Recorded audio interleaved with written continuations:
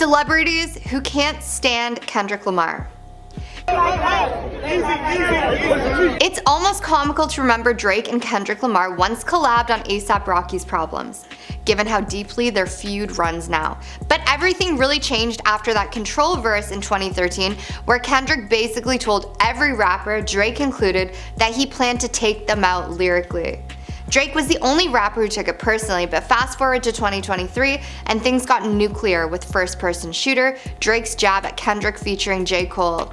Kendrick got back in 2024 with Like That. Sick Drake, I hate you like I'm young. Days after Kendrick fired up his beef with how the Canadian rapper really feels about it. One word, angry. And both started trading diss tracks like it was second nature. Drake even dropped Family Matters, hinting that Kendrick's still not married to Whitney Alford, accusing him of being all talk.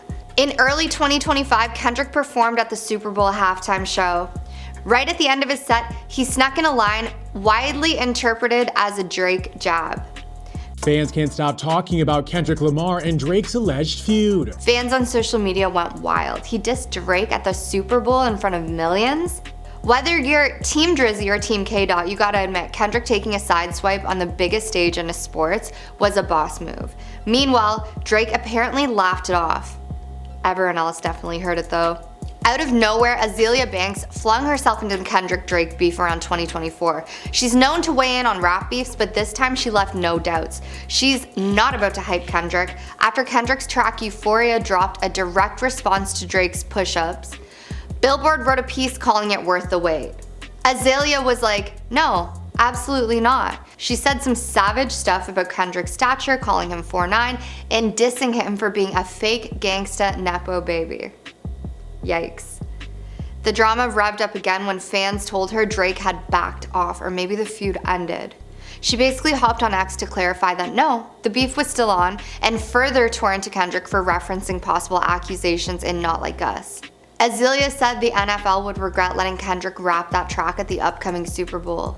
For a hot minute, people lumped Drake, Kendrick, and J. Cole together as the big three. But the synergy cracked in 2023 when J. Cole hopped on Drake's First Person Shooter and called himself Muhammad Ali, overshadowing them.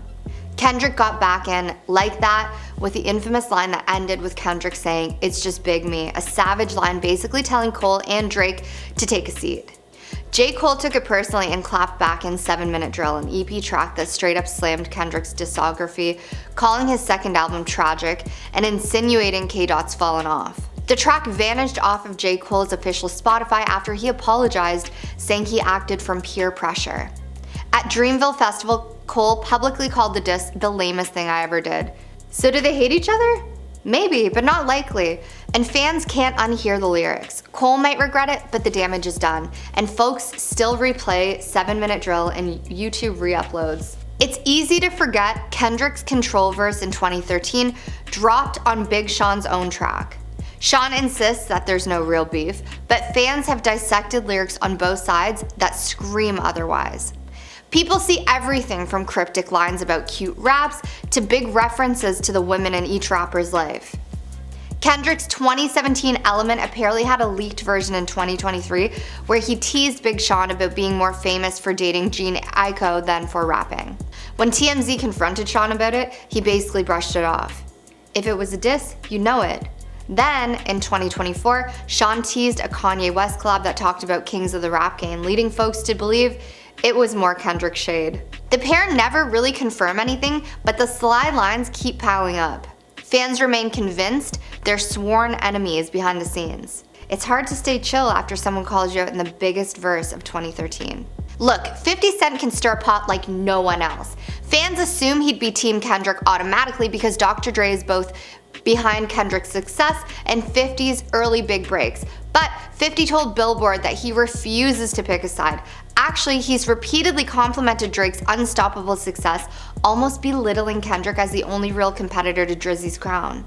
Some fans interpret that as 50 basically saying Drake's overshadowing Kendrick's entire career. Considering Kendrick cameoed on an episode of Power, you'd think 50 would show more love, but nope. He's praising Drake, calling K. an underdog in the grand scheme of things. Though he never directly dissed Kendrick, the subtext was clear. Kendrick is great, but let's be real, Drake's unstoppable. French Montana really said that in a 2020 interview, he had more hits than Kendrick. Cue the collective eye roll. Montana explained that he was talking strictly about mainstream bangers that top radio or stream heavily.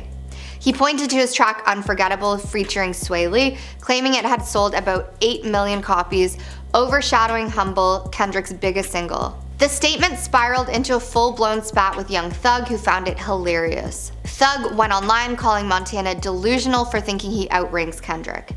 Meanwhile, Montana doubled down on social media, telling everyone to check the stats. By the time the Drake-Kendrick beef came up, Montana seemed to side with Drake, likely because of collab history. But it's wild that he ever considered himself a bigger hitmaker than K-Dot, a 22-time Grammy champ. People still bring it up whenever French tries flexing. Remember when you said you had more hits than Kendrick? Ouch. The West Coast OG apparently stayed neutral in Drake vs. Kendrick mania. He told Drink Champs in 2023 that he didn't want to wade into the waters. But fans called him out because a few months later an AI track from Drake dissing Kendrick featured fake Snoop vocals. Snoop reposted the track on his Instagram before deleting it, later claiming he had no idea it was a Drake diss. Kendrick then shot back in whacked out murals that he wished Snoop had just been doing his usual activities or something when he posted it. Snoop quickly apologized for the confusion, saying it was all a big mistake, but come on, rap fans love drama, so they turned Snoop's little slip into proof that he's quietly rooting for Drake. He's tried to keep that uncle persona, everyone's buddy, but the fiasco showed how easy it is to get pulled in the black hole of rap drama. Jay Electronica's been dropping cryptic bars for years, but he ignited a weird spat with Kendrick around 2016. He told fans on Periscope that K-Dot's not doing anything, that he's my son. Harsh. Lupe Fiasco's beef with Kendrick might be the most random. In 2018, he hopped on social media and claimed Kendrick's punchlines and bars weren't that special. He said he respects Kendrick's storytelling but doesn't rank him high for wordplay. Fans obviously flipped out, given Kendrick's widely hailed as one of the best lyricists alive. Lupe eventually apologized, then came for him again when Drake vs. Kendrick got hot, saying something like, "I'd give it to Drake." So it's a flip-flop scenario. One minute he apologizes, then he's quietly shading Kendrick. Some might read it as, you can't deny it marks him as part of the I'm not sold on Kendrick camp. When Kendrick bragged about being the king of New York in Control, he woke a sleeping giant in Joell Ortiz.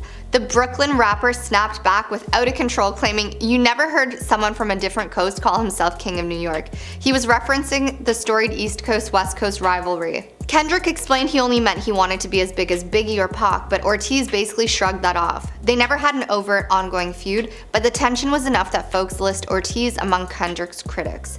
He doesn't hate K-Dot's artistry, but he sure took offense to that King of New York line, seeing it as disrespectful to New York City legends.